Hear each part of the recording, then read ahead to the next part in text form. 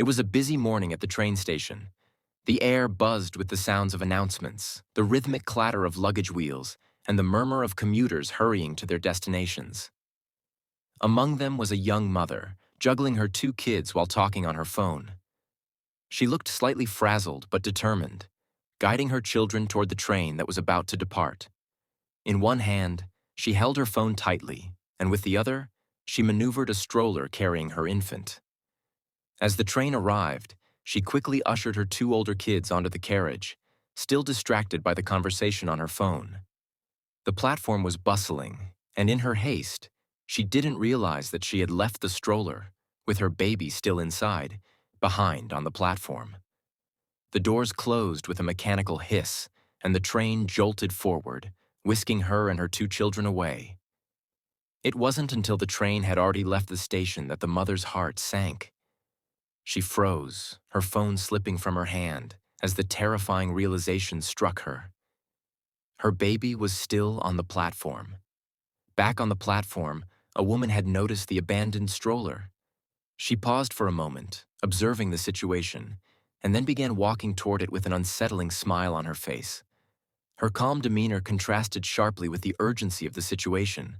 But before she could reach the stroller, a homeless man sitting nearby sprang to his feet.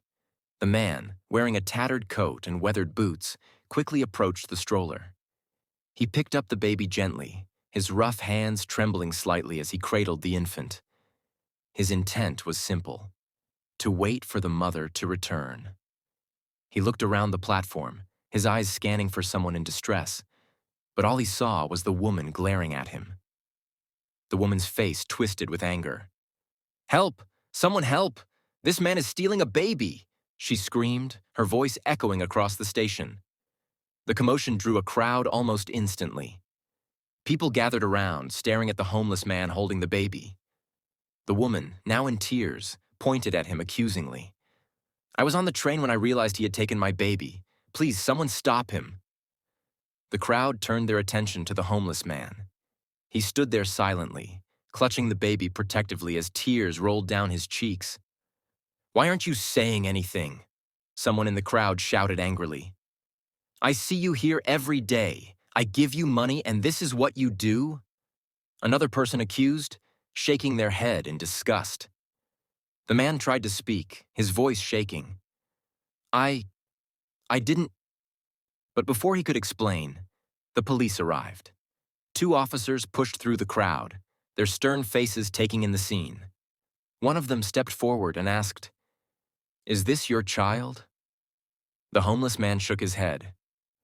"No," he said, his voice breaking. "But it's not hers either." He pointed at the woman who had accused him. The officer frowned, and before anyone could respond, a woman's frantic voice rang out. "My baby, oh thank God." The crowd parted as the young mother from the train came running toward them, her face pale and streaked with tears. The homeless man immediately stepped forward and gently handed the baby back to her. The mother collapsed to her knees, clutching her child tightly. "Thank you," she whispered through sobs. "Thank you so much." The crowd looked on in stunned silence, their confusion turning to realization. Meanwhile, the accusing woman took a step back, her expression shifting to panic. Without a word, she turned and tried to flee, but the officers were quick to act. They chased her down and arrested her on the spot. As the truth became clear, the crowd erupted in applause. People began to approach the homeless man, offering their gratitude and apologies. One person handed him some money, then another, until he found himself surrounded by people expressing their thanks. "You're a good man," one woman said, pressing a few bills into his hand. Tears filled the homeless man's eyes again, but this time they were tears of gratitude.